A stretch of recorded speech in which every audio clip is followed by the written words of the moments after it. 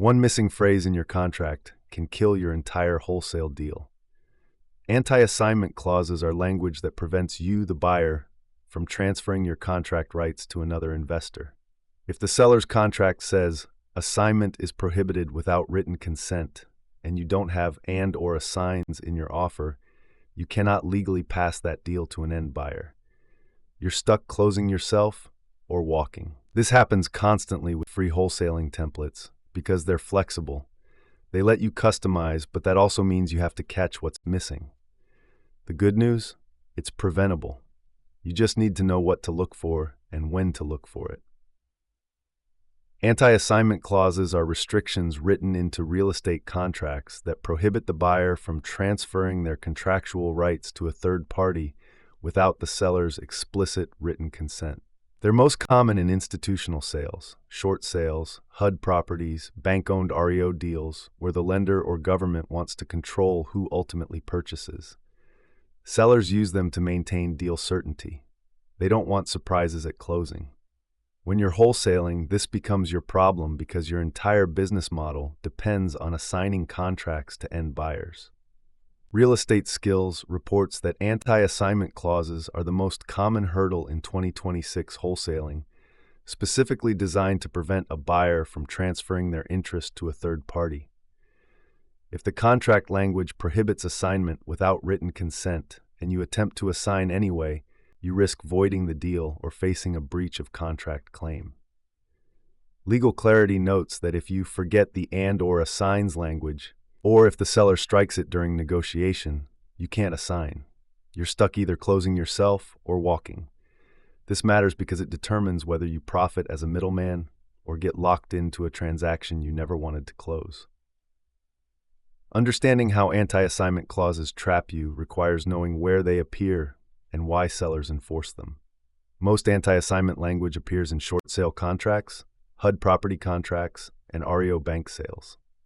Transactly reports that HUD properties, short sales, and REO properties usually prohibit a property from being resold for 90 days, or from being assigned entirely without lender approval.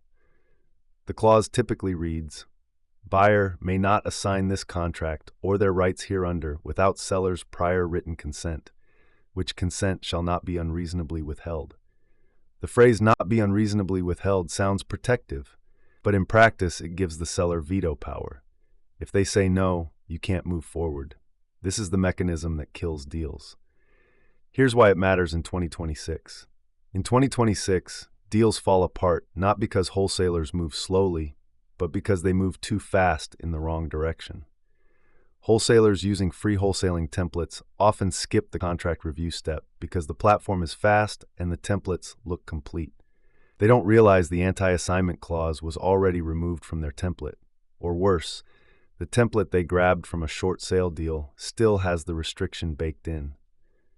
Goliath Data's research shows that the difference between successful wholesalers and stuck ones isn't speed, it's precision. The successful ones read every contract line.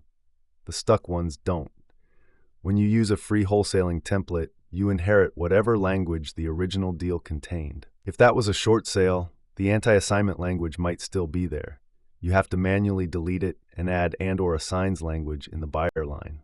Without that single phrase, you have no exit.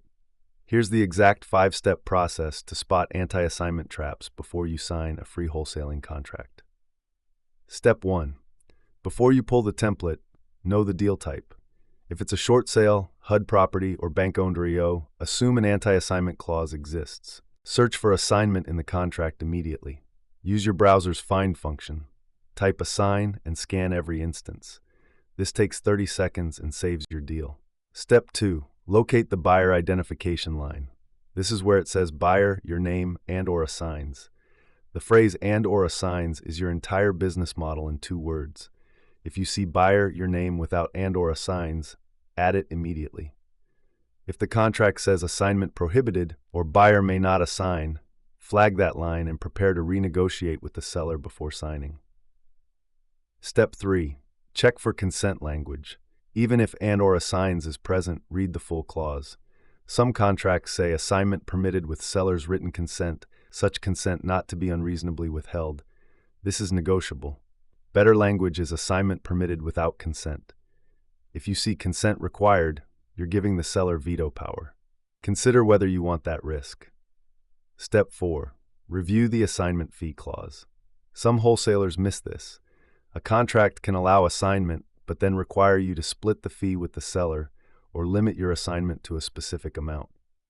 Real estate skills documents commercial assignments where a 2% fee on a $2 million office building equals $40,000. Residential wholesaling is faster, but you need to know whether your assignment fee is negotiable or capped. Step 5.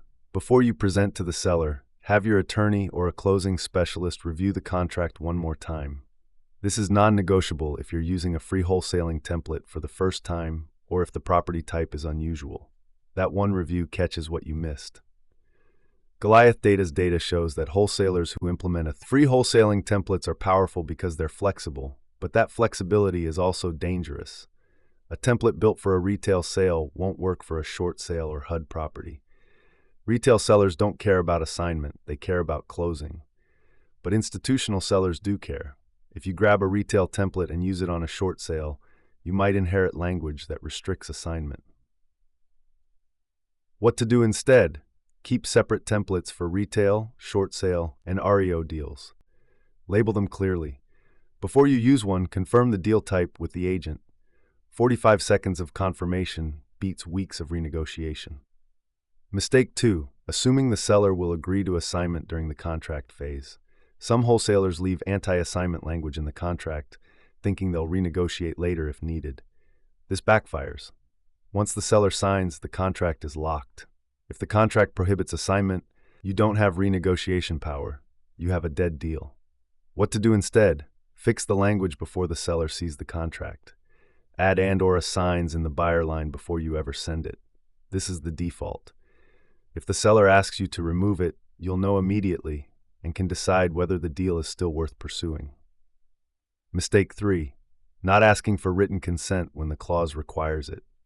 Some wholesalers ignore assignment restrictions and try to assign anyway, believing the seller won't notice or won't enforce it. This is illegal and destroys relationships. Transactly reports that assignment clauses that require written consent mean exactly that. You need a signed email or letter from the seller approving the assignment. If you assign without that consent, you've breached the contract. What to do instead? If written consent is required, send a formal assignment request to the seller 10 days before your closing date. Make it simple. I am assigning my buyer interest to end buyer name. Here is their proof of funds. Do you consent? Get a signed yes. Document it. Move forward. Mistake 4. Not understanding the LLC workaround or when to use it. Some wholesalers learn about the LLC assignment strategy and think it solves every anti-assignment problem. It doesn't. Transactly explains that you can create an LLC or trust as the purchaser, then assign the entity itself to someone else because the contractual rights and obligations belong to the entity, not the individual. This works for sophisticated investors and complex deals, but it adds legal cost and requires the lender to approve the entity change. It's a last resort, not a first move. What to do instead? Try direct assignment with seller consent first. If the seller absolutely refuses to allow assignment and the deal is valuable enough, then explore the LLC approach with your attorney. Know the difference between a quick assignment and a complex workaround. The rule that closes deals. Always ask the question, can I assign this contract? If the answer is no, fix it before you sign. If the answer is yes and requires consent, get consent in writing. If the answer is yes with no consent required, assign with confidence. Subscribe for more contract breakdowns.